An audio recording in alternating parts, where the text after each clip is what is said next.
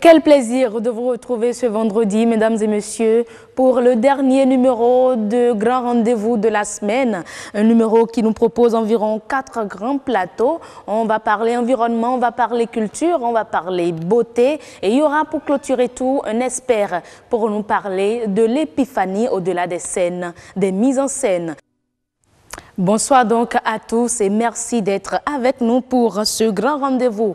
Face au changement climatique, plusieurs stratégies sont mises en œuvre, notamment dans le domaine agricole. Mais malheureusement, ces stratégies sont devenues des risques pour l'environnement. Comment expliquer la chose? Nous aurons sur le plateau un climatologue dans la rubrique Nature et bien-être. Il s'agit de Thierry Kodjo. Il sera reçu par Amandine Agnamboussou tout à l'heure. Un expert, comme je l'annonçais à l'entame de cette émission, il s'agit du prêtre Hubert Kedowide. Voilà, il va nous parler de la célébration de l'épiphanie au-delà des mises en scène. Dans la rubrique beauté au pluriel, Elonia Dalmida va recevoir Eugénie Akkoyon. Elle est formatrice anti-sage et avec elle, on va parler du Kanvo, un savoir-faire béninois. Le dernier plateau, c'est Horizon Culture. Horizon Culture, dans cette rubrique, on parle du droit d'auteur au Bénin. L'artiste béninois en bénéficie-t-il? Sur ce plateau, vous aurez un journaliste culturel qui répond au nom de Yves-Patrick Loco, journaliste culturel. On va le recevoir tout à l'heure. Mais d'abord, mettons-nous en liaison avec Nadège Sani pour voir si tout est fin prêt pour le 1945. Nadège, bonsoir. Bonsoir, heureuse d'annoncer. La rédaction est prête.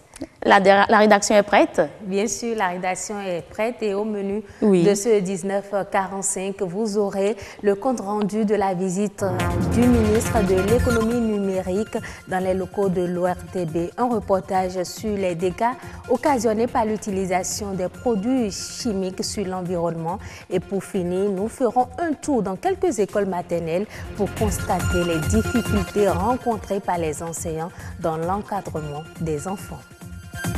D'accord, voilà, mesdames et messieurs, vous avez donc eu, avec les images en appui, en illustration, tout ce qu'on aura dans le 1945 tout à l'heure avec Nadège Sani. Donc Nadège, on se dit à tout à l'heure. Bien sûr, heureuse à tout à l'heure à 19h45, 00. 00. Et oui, mesdames et messieurs, prenez donc le rendez-vous. D'abord, restons ensemble pour poursuivre le grand rendez-vous. Et le premier plateau qu'on va installer, c'est Nature et bien-être.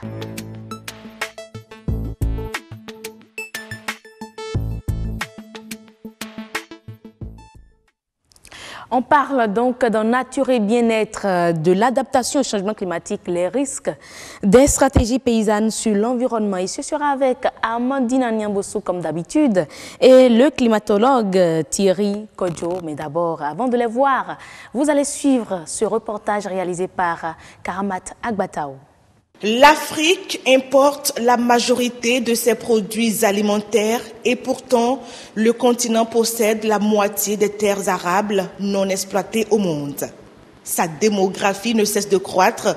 Selon les statistiques, la population africaine passerait de 1 milliard à 3 milliards de personnes d'ici 2065.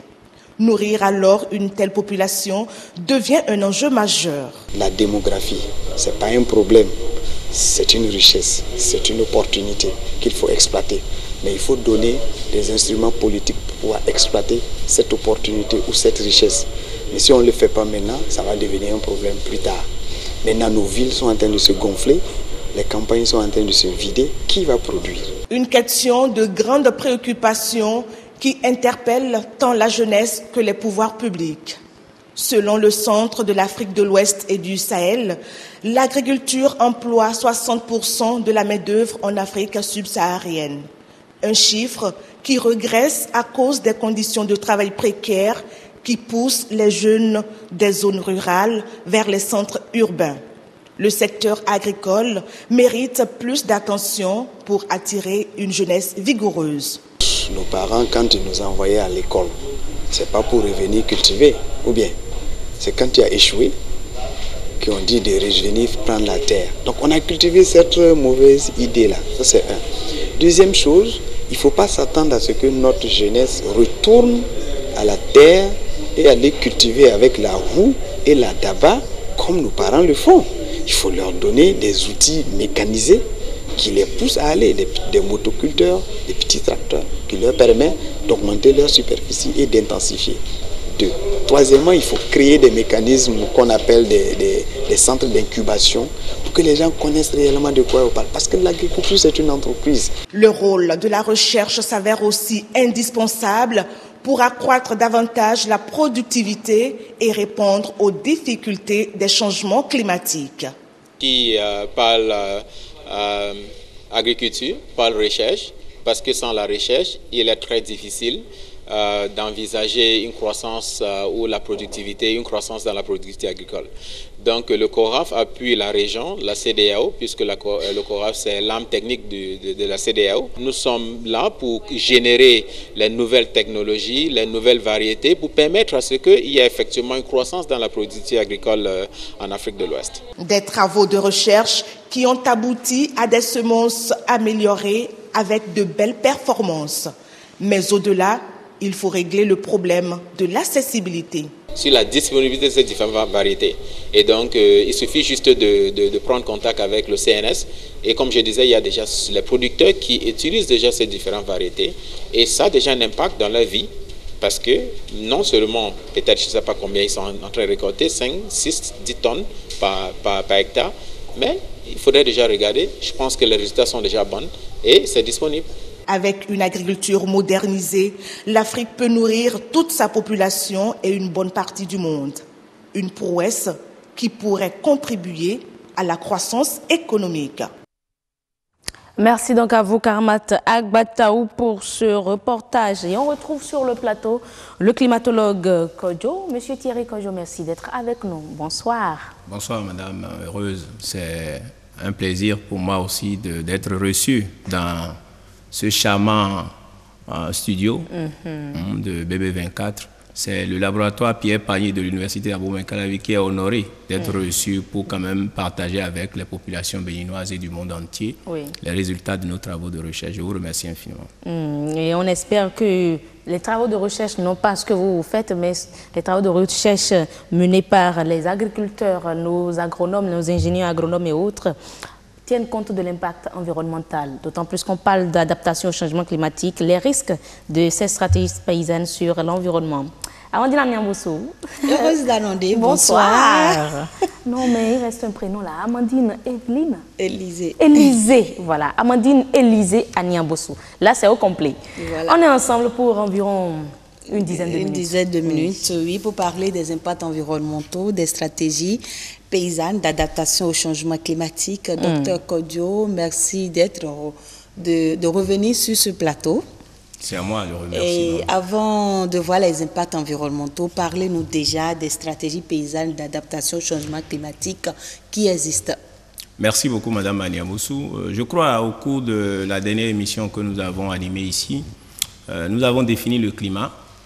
Nous avons aussi défini ce que c'est que les changements climatiques et nous avons par finir clarifier un certain nombre de risques agricoles liés au changement climatique, les impacts des changements climatiques sur l'agriculture.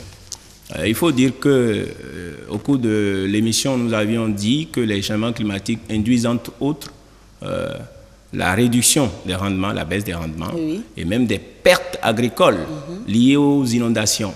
Les rendements sont au top niveau et les paysans espèrent récolter dans quelques semaines ou dans quelques jours et une grande pluie tombe et tout est ravagé. Donc nous avons parlé de ça.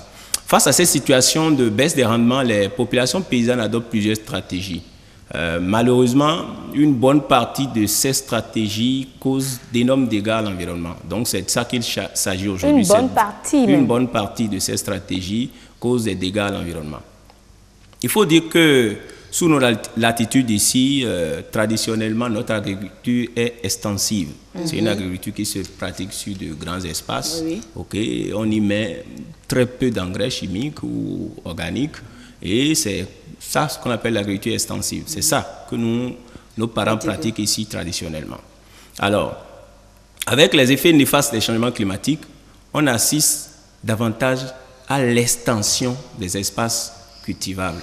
Et on parle dans ce cadre-là d'augmentation des emblavures. C'est l'une des toutes premières stratégies adoptées par les populations paysannes dans le cadre de l'adaptation au changement climatique. Pour être sûr de récolter au moins quelque chose à la fin. Absolument, parce qu'avec l'amenuisement des rendements, le paysan qui produit sur un espace d'1 hectare cette année et qui récolte 500 kg par exemple de maïs, se dit l'année prochaine, il vaut mieux que j'aille à 2 hectares pour en récolter au moins une tonne.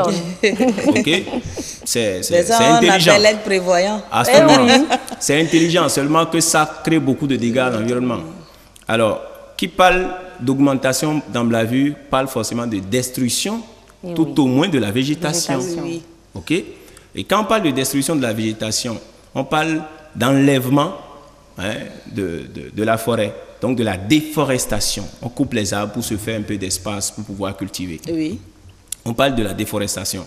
La toute première conséquence que ça crée, c'est que ça crée des difficultés pour qu'il n'y ait plus. Parce que vous connaissez le rôle des arbres, on nous a appris ça au cours primaire, le rôle des arbres dans la pluviogénèse, donc dans la création de la pluie. Donc la disparition de ces forêts-là crée des difficultés pour qu'ils puissent avoir plus. Première conséquence. Deuxième conséquence, quand on fait disparaître les arbres, on fait disparaître du coup les niches écologiques d'un certain nombre d'oiseaux, surtout les oiseaux, qui vont souvent faire leur nid sur les arbres.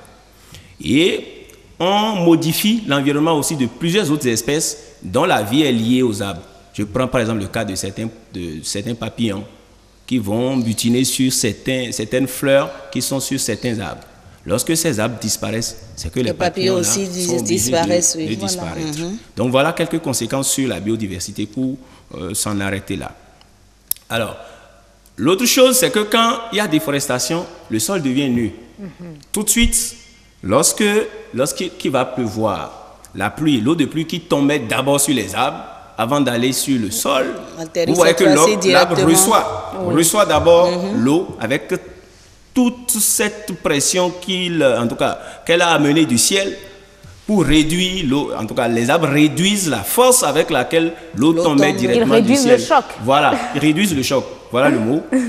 Maintenant, avec la disparition des arbres, qu'est-ce qui va se passer? L'eau va tomber directement sur le sol. Donc ça va créer l'érosion. Ça va créer l'érosion. Ok? Ça va d'abord rendre le sol, ça va rendre davantage le sol plus meuble et ça va créer l'érosion. Ok? L'érosion et aussi ce qu'on appelle le lessivage. Les substances utiles pour les plantes vont être déplacées sous l'effet de l'eau. On aura aussi, c'est pas seulement l'érosion pluviale qu'on aura, on aura ce qu'on appelle l'érosion éolienne.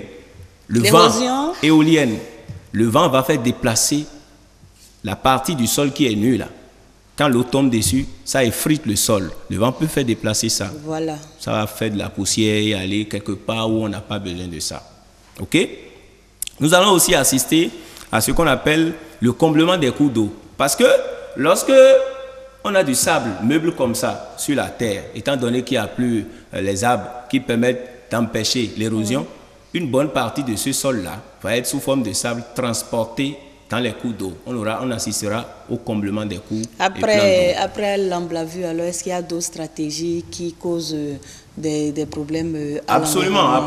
Après l'augmentation des emblavures, il y a par exemple l'intensification. Nous assistons à l'intensification de l'utilisation des engrais chimiques qui vont créer, lorsque les engrais chimiques sont répandus sur un territoire, ces engrais chimiques créent ce qu'on appelle la destruction des micro-organismes qui permettent à la terre de régénérer naturellement, qui permettent de rendre la terre fertile naturellement. Quand je prends le cas par exemple des vers de terre, lorsqu'on répand des engrais chimiques sur un sol, ça tue les vers de terre. Et du coup, le sol, après quelques années, devient totalement pauvre. Voilà. Vous voyez? Et les populations, on assiste aujourd'hui à une intensification de l'utilisation de ces engrais-là, au point où, quand vous lisez les derniers résultats sortis des laboratoires, vous apprenez que nos cours d'eau sont aujourd'hui pollués. Et toutes les espèces qui vivent, les espèces halieutiques, les espèces aquatiques qui vivent dans ces cours d'eau sont contaminées. Tout dernièrement, j'ai assisté à une soutenance de thèse où l'impétrante a démontré que les poissons d'eau douce que nous consommons là sont pollués. On est allé jusqu'à retrouver du plomb, qui est une substance assez dangereuse, dans certaines espèces de poissons. Donc dans nos plats, quoi, dans nos assiettes. Absolument. Donc nous, vous voyez, nous consommons déjà ce qui est pollué, donc nous sommes déjà contaminés. Mais aujourd'hui, que faire? C'est vrai qu'il y a toutes les études risques. montrent aujourd'hui qu'il faut beaucoup plus aller vers des engrais organiques, pour ainsi dire. Le compost, la vousse de vache, les crottes de lapin, c'est de ces compositions-là. Mais est-ce que ces composts sont utilisables pour toutes les productions? On a parlé de la production du coton. On verra même le reportage tout à l'heure dans le journal. Absolument, absolument. Si vous vous organisez très bien, vous pouvez utiliser correctement ces produits, ces engrais organiques dont je parle et avoir de bons rendements. Et ce, sur la durée. Les engrais chimiques permettent aux producteurs d'avoir des rendements, de connaître une amélioration des rendements. Mais c'est pour un temps. Voilà, mais c'est sur une courte durée. Voilà. Peut-être les 5 premières années. Voyez-vous? Je suppose par exemple que lorsque vous prenez quelqu'un qui utilise les engrais organiques et qui a par exemple 800 kg à l'hectare, celui qui utilise les engrais chimiques aura à peu près 1 tonne. Donc la différence n'est pas grande. Voilà. Cependant, celui qui utilise les engrais biologiques aura ces 800 kg sur la durée, dans le temps, versus celui qui utilise l'engrais chimique après se retrouver même à 500 kg. Même à 200 kg, puisque les engrais chimiques contribuent à l'appauvrissement des sols. Mais étant donné que nous, on a une éducation ici où c'est tout de suite, pas loin, c'est la culture du auto, le sol chaboucha, qu'est-ce que nous obtenons tout de suite?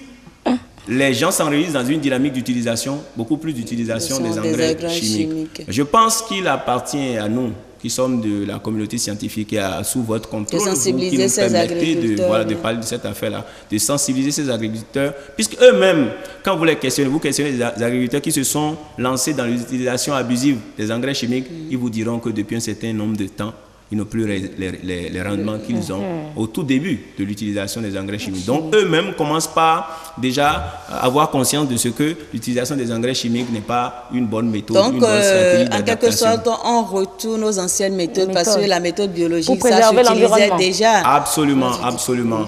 La méthode biologique s'utilisait déjà. Et il va falloir qu'on y retourne pour la préservation de l'environnement. Donc, pour quand même rendre... Mais pour la préservation de l'environnement, certes, mais il y a le changement climatique, ce problème-là, qui se pose. Mais tout ce que je suis en train de démontrer là, vous vous rendez compte que l'utilisation abusive de ces engrais chimiques contribue même à exacerber les changements climatiques. Ah bon? Puisque je vous ai dit par exemple tout à l'heure que l'appauvrissement des sols, quand un sol est appauvri, les espèces végétales ne pourront plus s'y pousser. Voilà. Et vous savez quel est le rôle que les végétaux jouent dans la création des conditions pour qu'il puisse pleuvoir.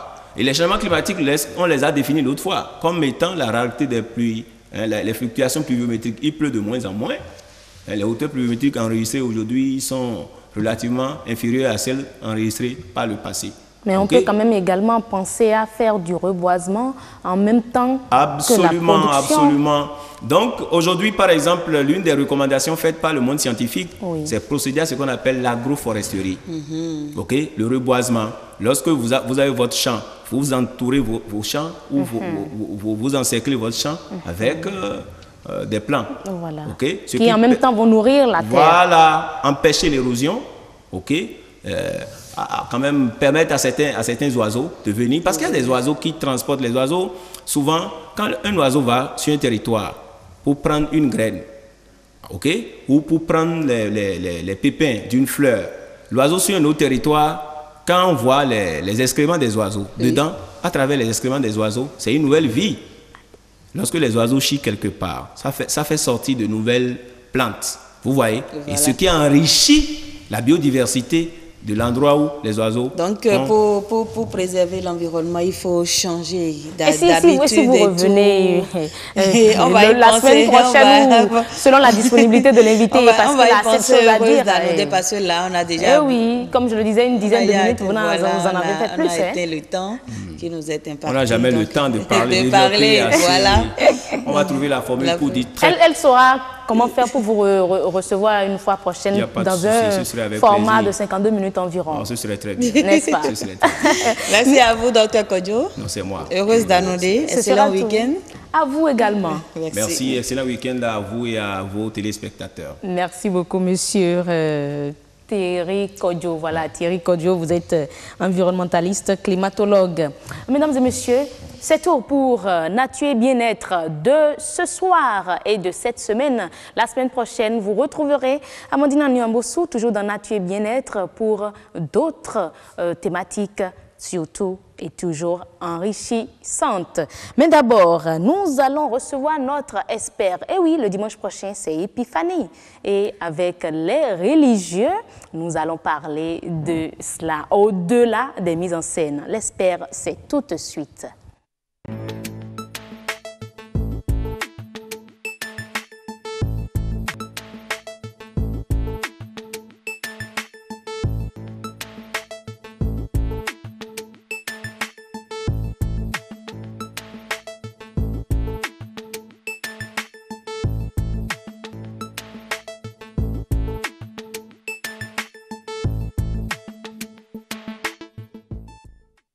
Voilà, mesdames et messieurs, nous sommes dans la rubrique Expert qui reçoit ce jour le prêtre Hubert Kedowide, n'est-ce pas? Kedowide, oui. Kedowide, oui. D'accord.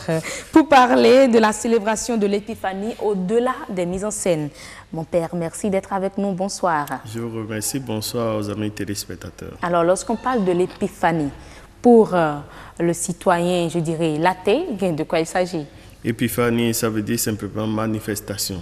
Parce que ça vient du mot grec épiphaneia, qui veut dire faire paraître. Mais dans le domaine religieux? Alors, dans le domaine religieux, ça veut dire que c'est la manifestation du Christ au monde, parce que vous savez qu'après la naissance du Christ, qui est né dans une mangeoire cachée quelque part, ni vu ni connu, eh bien, il va entrer en scène publique. Au départ, c'était ça, c'est-à-dire que on célébrait la révélation au monde de l'enfant Dieu dans son ministère. Donc, c'est l'entrée dans le ministère de Jésus par deux événements importants, le baptême et ensuite par les noces de Cana où il y a eu le premier miracle. Mais très tôt en Orient, aux environs de 350, on a commencé aussi la célébration de la visite des mages, puisque les mages, les rois mages, comme on les appelle, sont allés à la recherche de Dieu. Et donc c'est très important de rappeler ce sens-là qui est d'une importance capitale dans la foi. C'est la recherche et la quête de Dieu qui nous fait rencontrer Dieu. Mais pour le chrétien catholique, oui, pour le chrétien qu'est-ce que catholique, l'Épiphanie représente? Parce qu'on a compris que c'est une fête, il y a même des tissus qui sont pris pour célébrer cette fête-là. C'est devenu grandiose. Surtout au Bénin, vous voulez dire, parce que pour l'Église universelle, ça se célèbre autrement, mais surtout au Bénin. Mais je pense qu'on en a fait une fête populaire, surtout dans la région de Porto-Novo, où c'est devenu une fête familiale. Et je pense que les tissus sont comme la manifestation de l'unité du tissu familial. On ne va pas leur empêcher ça. Et aussi la mise en scène de cette scène des rois mages qui est d'une importance symbolique essentielle dans la foi, parce que, comme je le disais tout à l'heure, il faut aller à la recherche de Dieu pour le rencontrer. Dieu est là, mais encore faudrait-il que nous puissions avoir soif de rencontrer. Mais comment aller à sa recherche? Vous avez dit il est là. Comment aller à sa recherche pour le rencontrer? Vous savez, aujourd'hui, ça serait peut-être plus difficile. Moi, je vais dire quelque chose de très simple. Vous voyez, aujourd'hui, on a les cellulaires, etc. Quand on se lève le matin, on regarde son cellulaire.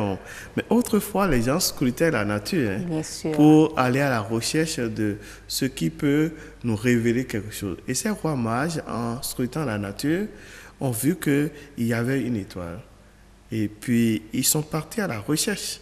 Et ils ont marché, ils se sont levés, parce qu'il ne faut pas être sédentaire. On dit souvent, dans le fauteuil, c'est dans le cercueil. Donc, lorsque on est actif parce que cette fête veut dire que nous ne sommes pas là pour être passifs. Nous devons être des hommes et des femmes actifs. Et donc, les rois mages ont été à la recherche de Dieu en étant actifs, en étant à leur travail de scruter la nature. Et une fois qu'ils ont senti quelque chose, ils vont chercher à découvrir le sens de cela. Et la manifestation du Christ, c'est le soleil, le lumière d'en haut qui vient nous visiter. Donc, c'est la lumière qui nous éclaire. Et cette fête veut dire aussi que nous devons chercher à le vrai sens des choses, de ce que nous vivons et de ce que vivent les autres pour pouvoir les aider. Et quand on parle de l'Église catholique, naturellement, celui qui donne sens à cela, c'est Jésus-Christ. Jésus-Christ. Oui. Ah ben, quel est l'impact de cette fête-là? On voit tellement de mise en scène, on investit, je dirais même assez dans ces mises en scène-là, mais au-delà de cela. Au-delà de cela, au-delà de ce qu'on investit, je pense qu'il faut s'investir. Soi-même. Oui, c'est-à-dire il faut se remobiliser pour se reconnecter vraiment à celui qui est le soleil levant et ne pas jouer aux cachotteries, mais de se laisser soi-même révéler par... on parle du Bénin révélé, mais il faut que le Christ lui-même se révèle entièrement à tout le Bénin, à chacune et à chacun de nous, pour que cet éclairage de Dieu puisse nous aider à éclairer les autres. Parce que sans cela, on ne peut absolument rien. Deuxième symbolique de ça, on parle des présents que les rois mages ont apportés, de l'encens, la myrrhe et puis de l'or. L'or qui est le signe de la royauté et l'encens qui est le signe de la divinité et la myrrhe qui est le signe de la fragilité humaine. Pour dire que le Seigneur, le Fils de Dieu qui est venu à nous, va connaître aussi nos fragilités jusqu'à la mort. Et donc, cela est d'une symbolique essentielle dans la foi parce que l'or, c'est signe de la royauté, c'est-à-dire signe de la stabilité, de la gouvernance, de la bonne gouvernance. Et je pense que nous qui sommes chrétiens, nous sommes invités à être vraiment des hommes stables, des hommes qui ne se laissent pas malmener par nos passions, que nous puissions rayer sur nos fragilités, nos lâchetés et vraiment prendre en charge notre vie. Et tous les Béninois doivent se prendre en charge pour ne pas espérer toujours des autres. Deuxièmement, il y a une certaine divinité en nous parce que nous sommes des humains, certes, mais nous sommes créés à l'image et à la ressemblance de Dieu. Et quand c'est ainsi, si je sais que ce que je suis dépasse ce que je vois et que ce qui est visible est une petitesse, nous sommes une minorité visible, comme on le dit souvent. Donc c'est essentiel que ce qui est en moi, l'intériorité, soit plus entretenue que ce qui est extérieur et qui peut être de la tromperie ou de l'hypocrisie. Et troisièmement, au-delà de tout ça, se sentir qu'on est limité, qu'on a des fragilités et qu'on est associé à la divinité du Christ qui est venu nous racheter. Je pense que cette fête propulse les gens à aller au-delà de ce qu'ils sont et à se surpasser. Donc, quelque part, cette fête doit impacter la vie de tout chrétien. La vie de tout chrétien et la vie sociale, la vie ecclésiale, tout. Si on la fête bien, je vous ai dit qu'on ne doit pas rester sur l'extérieur, simplement. Si c'est juste ce qu'on voit, juste les mises en scène. Puisqu'on est capable que de voir ça. On est capable que de voir ce qui est extérieur. Ce qui est intérieur, hélas, et qui est essentiel, est invisible à l'œil nu. Bon, on ne peut que demander à celui qui peut sonder les cœurs et les reins la capacité de faire vérité. C'est-à-dire que ce que je suis en train de faire extérieurement, que cela soit le développement d'une intériorité intense. C'est ça que je souhaite. Je souhaite que ça ne soit pas seulement des spectacles, mais que ça soit quelque chose qui vient du cœur. On est à la recherche de Dieu, on a soif de Dieu et on peut le rencontrer. Et en le rencontrant, on va à la rencontre des autres pour la plus grande gloire de Dieu et le salut de chacune et de chacun. Tout porte à croire que les chrétiens catholiques de Porto Novo sont très pressés d'aller à la rencontre de Dieu parce que cette fête est célébrée d'une telle manière qu'on se demande si c'est une fête finalement, l'épiphanie est célébrée rien qu'à Porto Novo. Pourquoi non, ce n'est pas seulement célébré à Porto Novo, c'est célébré.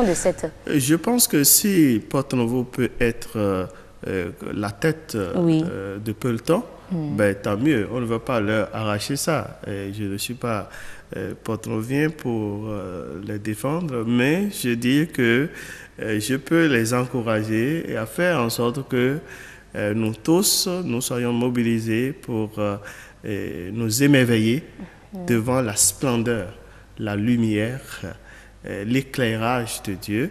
Et ce que je souhaite, c'est que ça ne soit pas seulement une fête d'un jour, ça ne soit pas seulement une manifestation. Parce que la question que je m'apprêtais à vous poser, c'est de savoir, mais après Épiphanie, l'après-Épiphanie, ce sera quoi? Que ça soit le lieu d'émulation collective, d'un engagement sincère à la suite du Christ, que ça soit aussi le moment où on se rebobiner pour s'enraciner davantage dans la foi, et que cette manifestation du Christ soit vraiment une manifestation de l'amour, de la vérité, de la paix, de la sincérité, de la joie, de l'amour, et que ce jour-là nous entraîne sur tous les autres jours de l'année. Sans congé. Sans congé dans le bonheur. Dans le bonheur. Surtout. Mais qui représente cette fête, l'Épiphanie, dans tout, parce que l'Église catholique n'a pas que cette célébration-là. Quelle est la place de l'Épiphanie? Chaque célébration dans l'Église catholique est intense et chaque célébration montre une facette de la même célébration. C'est-à-dire, Dieu s'est donné au monde pour racheter les hommes qui étaient conduits sur le chemin de la mort. Et je pense que c'est l'événement que nous célébrons autour de chacune de nos fêtes.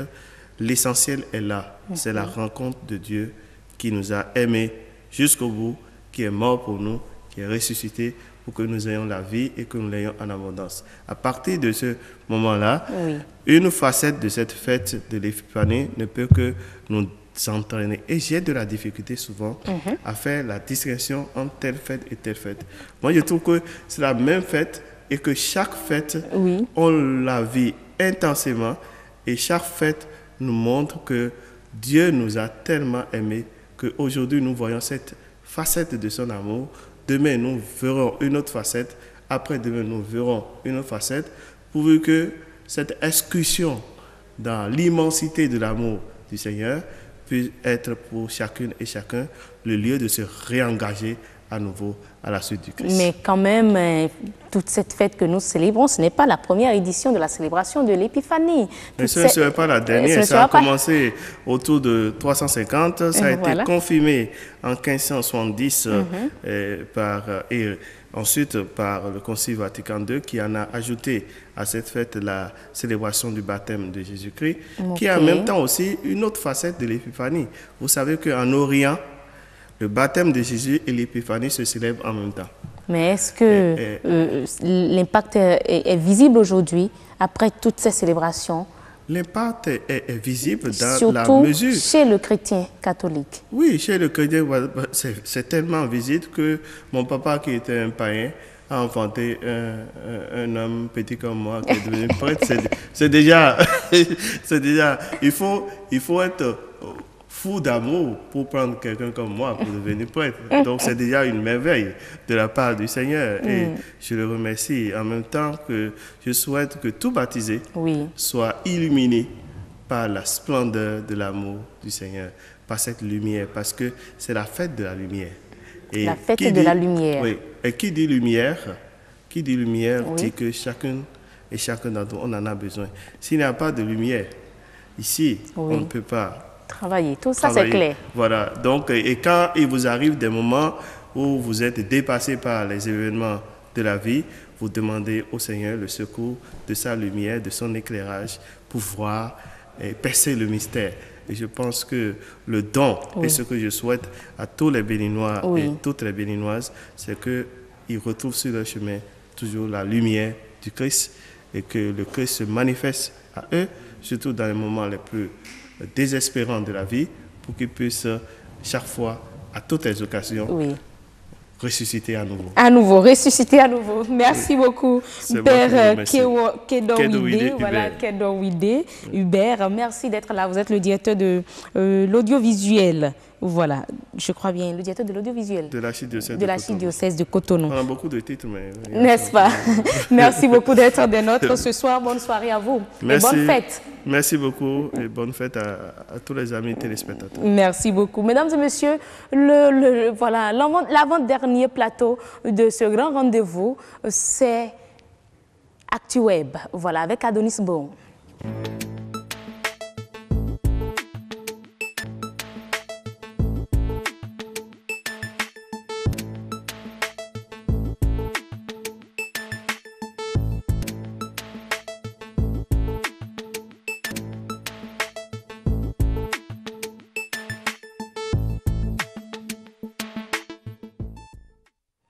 Voilà, mesdames et messieurs, nous sommes donc avec Adonis Boum pour l'actualité sur la toile. On aura une note foot, sport sur ce plateau, n'est-ce pas? Bonsoir, ça n'arrive pas tout le temps. Bonsoir, oui. Adonis. On ne va pas parler de fixation aujourd'hui. Restez tranquille. Il n'y a pas de souci. N'est-ce pas? Je suis déjà immunisée contre votre fixation. Alors, la première information, comme je le disais, on va parler foot. Et Mohamed Salah, élu joueur africain de l'année 2017. Mohamed Salah qui fait partie de l'équipe nationale de l'Égypte, oui, les pharaons de l'Égypte. La CAF a décerné hier les trophées pour l'année 2017. Le joueur africain de l'année 2017. Le voilà donc en image. Oui. Le joueur africain de l'année est Mohamed Salah, l'Égyptien. Il devance Sadio Mané, le Sénégalais, et Pierre-Emerick Aubameyang. S'il est vrai que... Du Gabon. Du Gabon, oui. Ah, vous suivez le foot. Ah, mais quand même. S'il est vrai que ces fans sont contents, d'autres ne le sont pas. Nous prenons d'abord Mohamed Doumbouya. Oui. Tellement très formidable, mon cher. Tu mérites ce ballon d'or. Un attaquant très précis. Il a une sérénité extrêmement importante. C'est le moment de lui saluer, de lui donner le courage pour l'année prochaine. Donc Sadio Mané, de prendre le courage aussi. Mais Mohamed Salah reste le meilleur footballeur africain de l'année passée. Eh bien, les autres... Qui sont contre... Les autres fans des autres concurrents, oui. Mohamed Salah, c'est un vol. C'est Mané qui méritait... C'est un vol, quoi. Lui, il est bien direct. C'est Mané qui méritait largement cette récompense individuelle. Du coup, c'est grâce à lui que Liverpool est ancien. Hassan Nifon, du coup, Aboubakar Vincent aurait mérité ce titre. Félicitations toutefois au pharaon qui a été avalé par les Lions du Gabon. L'autre parle de Mané, l'autre parle d'Aboubacar Vincent, donc oui. Chacun plaide pour sa paroisse. Tout simplement. Oui, oui. D'accord, bien. À part cela, le Ripple, une monnaie virtuelle, donc un peu comme le Bitcoin. Oui. Une monnaie virtuelle reconnue meilleur investissement. Maintenant, je joue du sale tour ce soir. Investissement comparé au Bitcoin. Oui, eh bien, le Ripple a fait mieux que le Bitcoin en 2017. Voilà. L'année 2017 aura probablement été celle du Bitcoin parce que la crypto-monnaie a évolué de $900 à $17 en décembre. Mais le Ripple a enregistré une croissance de 36 000% en un an, contre 1318% pour le Bitcoin. L'appréciation n'a pas été faite au niveau de la valeur, mais plutôt au niveau de l'investissement qui a été mis dedans. Il a ainsi bondi de 36 000%, comme on l'avait dit, avec une valeur de $0,0064 à $2,90 aujourd'hui. Le site américain Quartz a fait la liste des crypto-monnaies les plus performantes selon son classement. Et le Bitcoin se retrouve 14e de ce classement. Nous avons le premier, le Ripple, oui. Le NEM, l'Ador, le Stellar, le Dash, l'Ethereum, le Golem, Financecoin, Litecoin, le Migo et le Bitcoin qui est en 14e position. Par rapport au classement des meilleurs investissements, oui, le Ripple vient de détrôner l'Ethereum de sa deuxième place en termes de capitalisation boursière. Wow. Avec 112 milliards 325 millions 700 050 francs de dollars de capitalisation boursière, le Ripple s'impose juste derrière le Bitcoin avec 254 milliards 0954 585 322 dollars. Le premier c'est Bitcoin, le Ripple, l'Ethereum, ce sont les trois premiers. Pourtant, le Bitcoin vaut plus que le Ripple. Mais comment expliquer cela? Oui, mais c'est juste que, on va en venir là. Okay. Le Bitcoin est à 15 143 dollars contre 2,90 pour le Ripple. La différence, c'est que le Ripple est moins volatile. Okay. Car la société Ripple est implantée et elle est elle existe réellement. Or, pour le Bitcoin, il n'y a pas d'identité autour. Voilà. C'est ce qui fait que le Ripple est beaucoup plus visible, beaucoup plus appréciable. Lancé en 2012, soit 4 ans après le Bitcoin, le Ripple est plus connu pour son protocole de paiement numérique que pour sa monnaie virtuelle. En fait, avec le Ripple, les délais de paiement nécessitent vraiment une identité et c'est automatiquement. Comparément aux Bitcoins, où il n'y a pas forcément d'identité, mais le délai de transaction est tellement long et tellement lourd et coûteux, soit $15, peu importe le montant. Ripple est aujourd'hui dirigé par une société qui a les postes de direction chez AOL et Yahoo en 2003 et 2012. Donc c'est un ancien de AOL et de Yahoo qui maintenant dirige le Ripple. C'est ce qu'on peut dire par rapport au Ripple. À cette monnaie virtuelle-là. Oui. Alors, on parle de technologie maintenant, 2 failles de sécurité détectées dans les processeurs Intel. Oui, depuis mercredi, les sonnettes d'alarme retentissent de toutes parts sur les sites web. C'est normal. Oui, 2 failles informatiques d'ampleur nommées Meltdown et Spectre ont été révélées au grand jour par un groupe de chercheurs en informatique. Celles-ci toucheraient dans une très vaste mesure les processeurs de nos appareils et particulièrement ceux fabriqués par le géant Intel. Depuis peut-être 10 ans, les processeurs les plus touchés sont souvent les processeurs même inventés en 1995. D'autres poids lourds du marché sont concernés, mais il y a aussi AMD et les fabricants de processeurs ARM. Pour prendre un exemple plus concret, le Meltdown et le Spectre sont l'équivalent de 2 tunnels creusés dans le mur d'une pièce supposée être d'une haute sécurité. Quand on entend par Meltdown et Spectre, eh bien, le Meltdown, c'est comme une personne qui vient ouvrir un tunnel, qui connaît le code secret pour ouvrir votre tunnel. Là, forcément, vous avez besoin de sa présence physique. Comme le dit l'image là, sur le Meltdown, il y a un tunnel, vous venez ouvrir, vous ouvrez le tunnel. Or, comparément au Spectre, c'est l'invisibilité. La personne, c'est comme Harry Potter qui porte sa cape. Eh oui. Et c'est introduit dans votre système. Il faut rappeler que si les pirates informatiques exploitent ces failles-là, vous ne pourrez plus être en mesure d'utiliser votre ordinateur, votre smartphone ou bien vos fichiers dans le cloud, c'est-à-dire le nuage, le stockage en nuage. D'accord. Je crois que... Il faut rappeler juste qu'il y a une mesure, il y a des patchs pour dire les correctifs qui ont été déjà mis en place, mais ils préviennent que cela aura un impact sur les performances des ordinateurs. Il y aura peut-être une baisse de 5 à 30%. Et on va vous laisser suivre l'évolution de l'information pour nous, vous voyez, et nous revenir faire le point, parce que là, il est 19h45, on va se dire bonne soirée. Merci. Merci beaucoup, Adonis Boum, pour toutes ces informations que vous nous apportez chaque fois, des informations collectées sur la tour.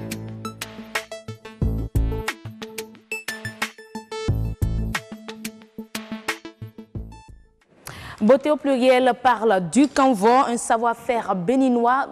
Avant de recevoir notre invité, Eugénie Accoyon, formatrice en tissage, et Lonia d'Almeida, on va suivre ensemble ce reportage réalisé par Natacha Romvo. Une navette, une lame et un peigne. Ce sont les quelques instruments dont se sert Berquin dans l'exercice de son métier. Tisserand depuis plusieurs années, il raconte comment cette profession est née à Abomey, sa ville natale. Le roi Agongo était un roi qui était parti à la conquête à Kétou. Quand il a vu un tisserand, un artisan tisserand qui tissait à l'époque, intéressé, il a décidé de ramener cet artisan, ce tisserand, par forcing à Abomey. C'est de là ils ont installé ce monsieur à Abomey qui construisait les habits du roi. Aujourd'hui, il exerce ce métier au centre de promotion de l'artisanat de Cotonou. Ce n'est pas construit par un projet allemand. C'est les Allemands qui ont demandé à ce qu'on regroupe des artisans dans l'atelier. Et ça, on a choisi. À l'époque, on avait choisi 2. Et au fil des jours, on a ajouté 1. Donc, dans l'atelier, il y a 18 artisans dans l'atelier, dont 3 tisserands. Pour confectionner les articles, Tout commence avec le fil, matériau de base indispensable. Ça dépend de ce que je veux faire. Si c'est une nappe de table, je peux utiliser 3 à 4 fils. Là, j'utilise 3 fils. Les réalisations de ces tisserands rehaussent l'image de la culture béninoise. Mais comme dans tout métier, ces artisans sont confrontés à quelques difficultés majeures. Les Béninois n'aiment pas consommer local. Donc, ce sont les étrangers qui s'intéressent à nos produits. On est obligé, parce que ici, comme il y a les boutiques, il y a les revendeurs, on est obligé de se soumettre à ces revendeurs-là. Donc, ils nous trimballent comme ils le veulent. Si ces tisserands exercent encore leur métier de manière artisanale et manuelle, dans le respect des traditions ancestrales du tissage, il serait encourageant de les accompagner dans la valorisation de leur art. Chose capitale à l'heure où le monde du textile est de plus en plus industrialisé. On retrouve sur le plateau une formatrice en tissage, Eugénie Accoyon. Merci d'être là. Bonsoir. Bonsoir, madame ou mademoiselle la journaliste. Heureuse, tout simplement. Heureuse. Voilà. Alors, Elonia, on est ensemble. Bonsoir. Oui, bonsoir, heureuse. Comment allez-vous? Je vais très bien. Super. J'aimerais quand même que Madame Accoyon nous donne son avis. Tous, parce qu'on a vu réagir en off, hein, mesdames et messieurs. Qu'elle nous dise tout ce qu'elle pense de ce reportage-là, après l'avoir suivi. Ce que je pense qu'il faut avancer. On est dans l'artisanat, mais on peut aussi avancer dans l'artisanat, d'accord? Au niveau des créations Au niveau des créations, je pense qu'il y a... par exemple, le monsieur a dit... On a vu le mouvement des pieds, tout le corps travaille en fait, tout le corps tisse. Tout le corps tisse, et ils font de beau travail, de très beau travail. Seulement, je dis, dans l'artisanat, il faut quand même aussi un peu avancer. Je pense que ceux qui sont devenus industriels aujourd'hui, ils ont commencé par l'artisanat. Oui. Et c'est en s'améliorant, on devient, on va vers l'usine. C'est ça. D'accord? Et là, j'ai remarqué que le métier à tisser, par exemple, c'est le métier à tisser de nos aïeuls. Ouais, ça suffit, quoi. Il faut avancer. Il faut avancer, c'est tout. Mais on parle de savoir-faire béninois en termes de confection du pain tissé. Qu'est-ce que vous pouvez nous dire concrètement sur ça? Comment on a pu conserver ce savoir-faire au fil des années et des siècles, finalement, au Bénin? En fait, je pense que c'est pareil que les pays industrialisés. C'est la même façon, même méthode de tisser. Le tissage, pour que vous ayez ce que vous avez porté, c'est simplement parce que c'est fait par des machines. Vous êtes dans du tissé, vous? Moi, je suis toujours dans le tissé. Depuis 10 ans, c'est du 1er au 31, je suis dans le tissé. Ok? Et donc... est-ce qu'il n'y a pas finalement un savoir-faire qui s'est transmis de père en fils? Oui, il y a ça. Et puis, il faut dépasser ça. Hein? Mon papa m'a transmis ceci, moi j'ajoute quoi? Et c'est ça qui vous amène vers l'industrie. C'est ça. D'accord? Donc il faut ajouter ce que le père a laissé, il faut toujours ajouter quelque chose. Mais finalement, quelles sont les particularités de ce tissu? On peut faire beaucoup de choses avec. On peut d'abord, pour commencer, c'est culturel. C'est la base, ça. Dans tous les pays africains, vous allez trouver du pain tissé, même en Europe aussi, d'accord? Parce que c'est culturel. Chaque peuple africain se retrouve dans son tissu. Il a un tissu de base, d'accord? Tous les pays africains ont commencé par le tissage. Certains ont gardé des rayures, d'autres ont gardé ci, ont gardé ça. Selon que vous êtes inspiré, ou une histoire, ou quelque chose vous a choqué, alors ça vous permet de créer et ça devient pour vous. Quand je prends par exemple le cas des Aboméens, je pense que le tissage qu'on vient de voir là, pour moi, il y a beaucoup Aboméens. Très Aboméens même. Très Aboméens, je les tire d'ailleurs. Chapeau, toutes mes admirations et félicitations. Je ne cesserai, je n'aurai pas assez de choses là pour dire félicitations à cette ethnie-là. Et quand on va par exemple dans le Nord, vous avez autre motif. Oui, bien sûr. D'accord. Il y a une réelle identité, c'est ce que vous voulez nous dire finalement du Canvas, selon qu'on se trouve au centre du Bénin ou au nord. Voilà. Ça change un tout petit peu parce que chaque ethnie s'exprime, d'accord, s'exprime selon sa culture, tout ce qu'on a légué comme choses. Oui. Voilà. Et le reportage parle aussi du fil utilisé pour la confection de ce canevas-là. C'est le coton qui est la base première du fil, coton que nous produisons au Bénin. Est-ce que la plupart des tisserands aujourd'hui au Bénin n'importent pas finalement plus de fil de l'extérieur plutôt? Et c'est là où c'est un peu dommage. Et j'étais encore chapeau à une autre ethnie, qui est le Batonou. Hein, c'est sûr qu'il doit y avoir d'autres ethnies, mais cette ethnie-là spécialement, parce que eux, par exemple, ils sont restés avec le coton. Pur et dur du Bénin. Coton du Bénin. Ils sont restés, qui sont filés, égrenés à la main, filés à la main, tissés à la main et cousus à la main. D'accord. Et là, vous trouvez du 100% coton. D'accord. Hein? Et ça m'amène à une fierté. Quand on parle de pied de poule, je dis le pied de poule est africain. Ouais. Quand vous allez chez les bâtonnaux, par exemple, et que vous trouvez leur motif pintade, hein, c'est le pied de poule. D'accord. D'accord. Mais eux se sont inspirés à partir de leur cette volaille-là, pintade, pour faire leur motif, qui est porté par les princes, plein de choses.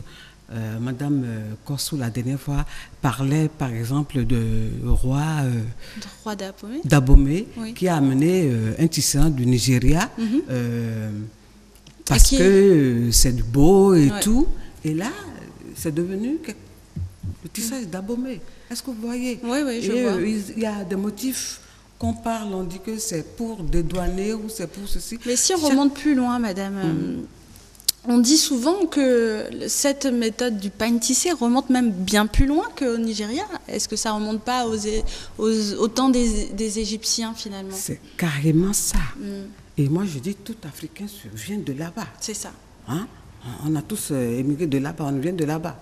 D'accord? Ça a commencé, le tissage a commencé d'abord. Sans tissage, par les feuilles. Quand l'être humain a découvert qu'on sait par son intelligence, qu'on sait pas se développer, pas lui montrer qu'il est différent des animaux et tout. Tout de suite, il a remarqué qu'il est nu, sûrement. Il faut se protéger. Il a vu que la femme est comme ceci, moi je suis comme ça, moi l'homme. Et ça ne commence pas des feuilles, après par des peaux d'animaux. Et après, on a, comme je parle, l'évolution. Et on a commencé à tisser des cordes. D'accord. OK. Alors, et puis juste maintenant des fibres.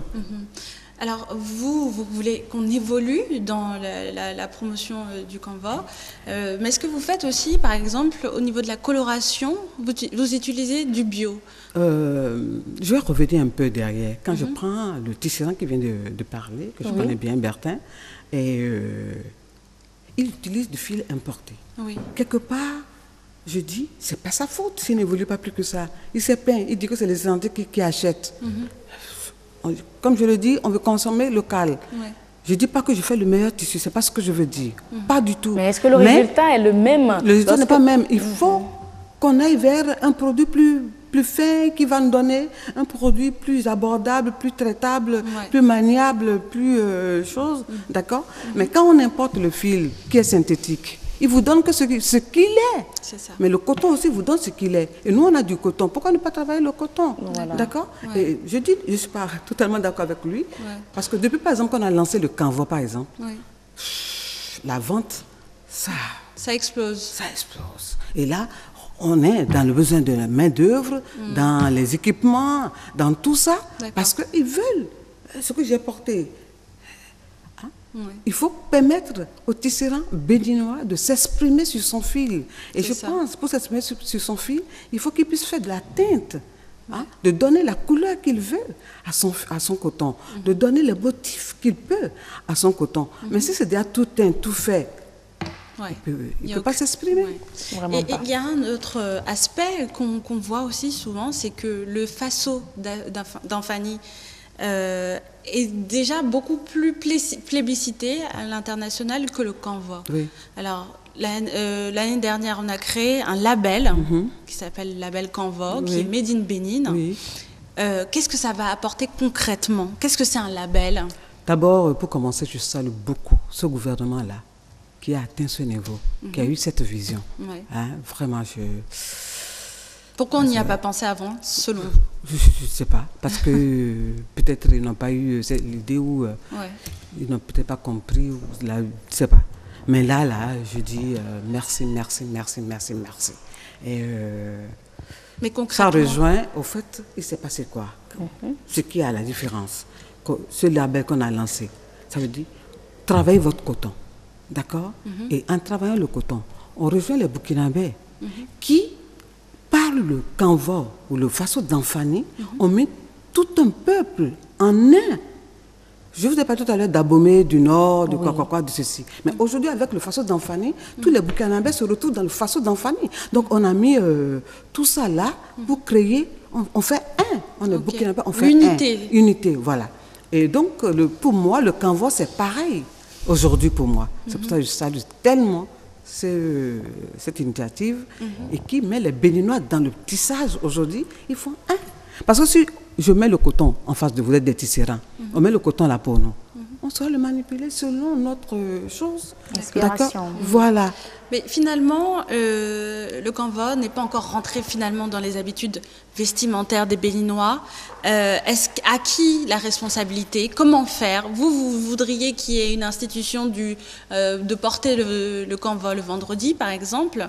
Comment on va faire pour prendre l'émulsion? D'abord, je dois partager les choses. Il y a les tisserands eux-mêmes qui, pour moi, se sont jamais battus pour avoir le coton, le fil de coton pour le tissage.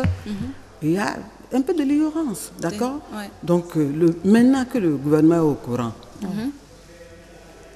les gens ont l'habitude de décréter un jour pour le pain tissé, tous les vendredis. J'ai dit non, tous les vendredis, c'est trop. On ne pourra pas tenir. On ne pourra pas. J'ai dit même une fois le mois, une fois dans 2 mois, on prend un jour, une date dans le mois pour un vendredi, le premier vendredi ou quelque chose, c'est suffisant d'abord pour enraciner notre label. D'accord. Parce que nous aussi, nous avons notre façon de tisser, nous avons nos motifs, on sait s'exprimer, on a un point commun. Et il faut se détailler de ce point commun-là. Par exemple, les rayures. Il n'y a pas de pays africain qui ne fait pas de rayures. D'accord. Hein? Vos rayures au Bénin se retrouvent au Nigeria, au Burkina, un peu partout. Mais dès que vous avez la chance d'avoir le fil coton, votre intelligence, votre savoir-faire, votre génie, votre grand swag, votre grand moi plutôt, ressort sur... Voilà. Et vous vous exprimez, et à partir de ce moment-là, le Béninois va s'exprimer. Le Béninois n'est pas... Mais est-ce que porter du Kanvo, c'est possible pour tous les Béninois? C'est possible pour tous les Béninois du moment. Est-ce que c'est accessible à toutes les bourses? C'est ça le problème, ce n'est pas accessible à toutes les bourses. Et se retrouve sur le marché béninois, on le sait, on peut prendre plusieurs mètres, on peut prendre 1 mètre, 2 mètres, c'est beaucoup plus accessible à la femme béninoise. Comment on fait pour le Kanvo? Pour moi, le Kanvo est moins cher que le WAS. Il suffit que le fil soit là, tout soit là, pour que, si je ne porte pas, je n'achète pas mon... Dès que je n'ai pas de fil ici, je suis allé dans les pays à côté pour acheter. Il y a la douane, il y a tout ça. Mais si j'ai mon fil là, et que j'ai plus de douane à faire, mon Kanvo devient moins cher. Tout à fait. C'est tout. Mon Kanvo devient moins cher. Bon, le temps s'est écoulé et passé très vite. Non, mais essaie de nous amener déjà la semaine prochaine, madame. On essaiera de parler en plus en profondeur, notamment aussi sur la formation qui est très importante. On ne nous entend plus là. On nous entend toujours. On nous entend. La formation aussi qui est très importante. Oui, on va revenir sur tous ces aspects-là. Voilà, la semaine prochaine, si vous êtes disponible, bien sûr. La formation est tellement importante, la matière première importante, que le gouvernement s'engage avec nous. Nous, on est disponible. Et je vous dis ce qu'il y a. Dès que c'est bien lancé, ça va avaler tellement de la main-d'œuvre. Que je dis ceci, les gens ne viendront plus se faire tuer à Cotonou. C'est important. Merci beaucoup, madame Eugénie. Madame Akwayon, voilà, Eugénie, vous êtes formatrice en tissage. On espère que à son nouveau passage ici sur le plateau, on aura notre Kanvo aussi. Kanvo, parce que là, vous êtes très élégante. Très belle, avec un modèle très moderne, je dois dire. Franchement. Merci. Super. Du Kanvo brodé, je dirais là. N'est-ce pas? Fait main. Franchement, c'est très joli et la finition aussi est parfaite. Merci. Alors, Elonia, on se dit à vendredi, oui. On se dit à mardi, pardon. Et oui, voilà, à mardi prochain pour un autre numéro de Beauté au pluriel, mesdames et messieurs. Le dernier plateau, voilà le dernier plateau du grand rendez-vous de ce soir, c'est Horizon Culture.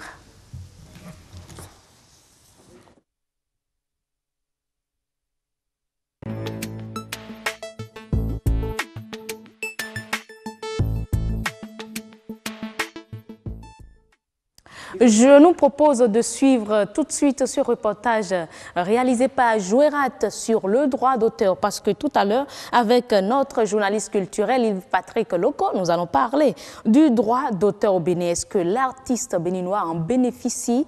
À tout à l'heure pour la réponse. Les chaînes de radio et télévision doivent payer des redevances aux artistes. C'est une certaine somme d'argent collectée et redistribuée aux auteurs pour la diffusion de leurs œuvres. Un rôle joué au Bénin par le BUBEDRA, Bureau béninois des droits d'auteur. Les ressources qui sont réparties plus tard sous la forme de droits d'auteur, nous les appelons des redevances de droits d'auteur. Et ces redevances proviennent de toutes les personnes qui utilisent les œuvres de l'esprit. Ce sont ces redevances de droits d'auteur qui sont les sommes que le BUBEDRA a réparties aux auteurs qu'ils touchent après sous la forme de ce que vous avez appelé les droits d'auteur.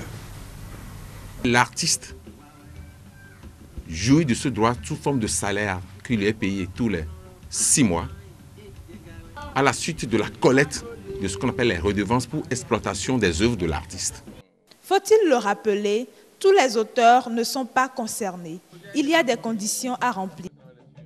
Les textes réglementaires en vigueur au Bénin précisent que l'utilisation d'une œuvre de l'esprit est subordonnée à l'autorisation préalable écrite du Bureau béninois du droit d'auteur, qui est le mandataire exclusif des auteurs, des éditeurs, des compositeurs au Bénin ici. Mais avant d'aller trouver une redevance et chercher et récupérer, il faut déclarer l'œuvre. Ce n'est pas que vous allez faire une œuvre, dès que vous faites une œuvre, vous allez attendre et dormir dans vos trucs là, l'œuvre n'est pas jouée ou bien l'œuvre n'est même pas à vous, et que vous allez penser gagner en matière de droit d'auteur.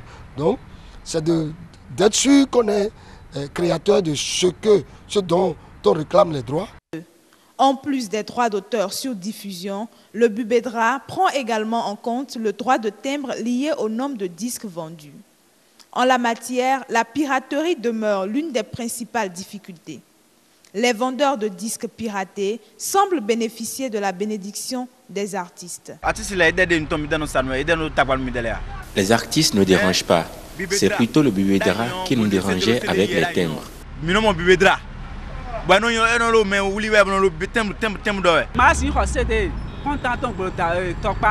On ne peut pas prendre des disques à 200 francs à Topa et aller prendre encore des timbres du BUBEDRA à 500 francs qui nous laissent vendre. Il reste encore difficile au Bénin de quantifier les œuvres d'auteur et par conséquent le recouvrement de toutes les tasses. Une situation à laquelle il faut remédier afin que les artistes puissent vivre de leur art. Merci donc à vous, Jouerat Akoubé, pour ce reportage. Et oui, ils se plaignent, BUBEDRA, ni Jomido, ça c'est des centimes. Mais si le BUBEDRA vous laisse vendre des disques sans timbre, mais de quoi l'artiste va se nourrir? Nous sommes avec un journaliste culturel pour nous parler du droit d'auteur. Yves-Patrick Loco, merci d'être là. Bonsoir. Bonsoir. Ça va se passer entre collègues surtout, n'est-ce pas? Parce que vous êtes de la radio nationale. Absolument. Heureuse. Et voilà, donc, lorsqu'on parle de d'abord, que vous inspire ce reportage? Vous l'avez suivi avec moi?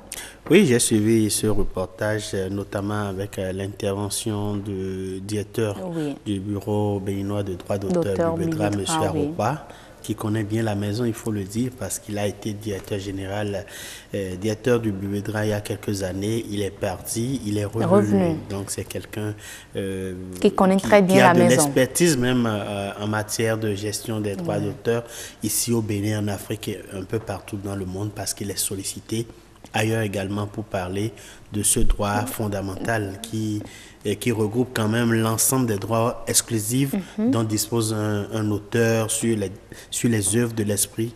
Il est réglementé par la loi. Si on doit parler des droits d'auteur au Bénin, ces droits d'auteur sont réglementés par la loi du 10 avril 2006 au Bénin. Voilà. C'est une loi loi bien récente. Hein? Oui, une loi bien récente. En fait, le BUBEDRA n'est pas d'apparition récente. Le BUBEDRA existait, régi par une loi.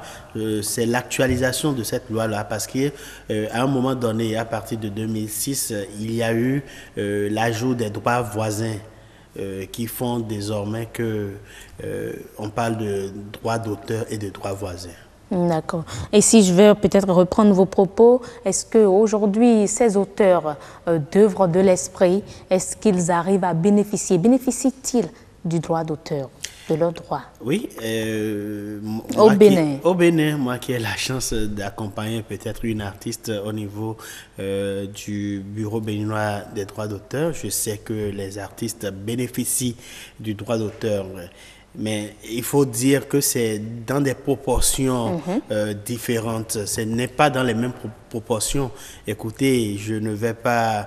Non, je vais m'avancer peut-être sur un terrain, oser appeler un nom. Oui.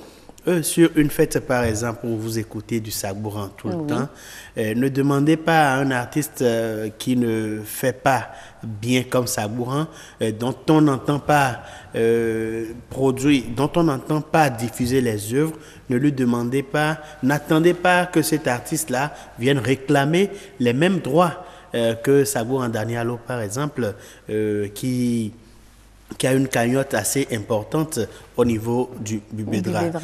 Ça veut dire que c'est ce qui, je vous arrête pas, c'est ce qui explique le fait que certains de nos artistes musiciens vont au BUBEDRA et ne prennent que 495 francs. C'est possible si sur une période donnée, on ne vous a pas du tout joué.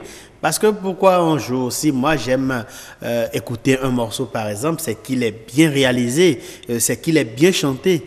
Donc, j'imagine que c'est la même chose chez les autres. Si votre morceau n'attire pas, si le talent nécessaire n'accompagne pas votre œuvre, souffrez qu'on ne la diffuse pas. Et ce faisant, vous ne pouvez pas réclamer des droits d'auteur. Et comment se calculent également les droits d'auteur? Vous savez que dans la convention que les radiodiffusions et maisons de télévision ont avec la HAC, ils sont obligés de jouer une certaine proportion, un certain taux de musique béninoise. Il faut dire que les chaînes de télévision, les chaînes de radio aussi paient des redevances au BUBEDRA. Donc c'est sur ces redevances-là, et compte tenu du fait que les artistes sont joués au pas, qu'on répartit les droits pour pouvoir permettre à chaque artiste de gagner quelque chose. Est-ce que ces maisons de médias et autres sont réellement en règle vis-à-vis du BUBEDRA? Les maisons de médias sont en règle. Le seul problème qui se pose, c'est que certaines ont demandé par le biais de la RAC que les redevances soient revues à la baisse parce que ça pèse sur certains. Et comment aussi les artistes bénéficient des droits d'auteur, il faut dire, quand il y a un spectacle, par exemple, au Palais des Sports, ou je sais pas moi, au Palais des Congrès, et que l'artiste doit être joué, l'organisateur du spectacle paie quelque chose au prorata du nombre de places. Si c'est 1200 places à la salle rouge du Palais des Congrès, au prorata de ce nombre de places-là, quelque chose est défini, une assiette est définie, que l'organisateur de spectacle paie au niveau du BUBEDRA. Et ce droit-là est reversé à l'artiste. L'artiste que vous avez appelé, et même si vous lui payez un cachet, faut savoir qu'au niveau du BUBEDRA, il a également droit à quelque chose parce qu'entre-temps, vous auriez payé quelque chose que vous avez reversé au niveau du BUBEDRA. Nous avons suivi ensemble ce reportage qui nous parle surtout de ces vendeurs des CD dans les feux, des disques sans timbre. Est-ce que en vendant cela, l'artiste bénéficie du droit, de son droit? Lorsqu'on va acheter un disque sans timbre. C'est la faute de l'artiste parce que... C'est la faute de l'artiste? Oui, parce que si vous voulez que le BUBEDRA gère vos droits, après la réalisation de votre album, vous êtes obligé d'aller au niveau des services compétents du Bureau béninois des droits d'auteur pour pouvoir acheter des timbres, les timbres hologrammes que vous posez ou que vous apposez sur vos réalisations, sur vos cassettes. Bon, de nos jours, on n'utilise plus tellement les cassettes, voilà, mais sur les CD, vous êtes obligé d'apposer les timbres. Et là, si vous achetez maintenant des timbres à 300 francs, ne vous attendez pas parce qu'il y a un coût de réalisation. Il faut mettre l'album à un prix donné. Et c'est pour ça les artistes sérieux vendent leur œuvre à partir de 2000 francs CFA, tenant compte justement du timbre. Donc celui qui vend son CD à 1000 francs. Non, c'est des pirates souvent. Et ils ne devraient pas avoir droit de citer.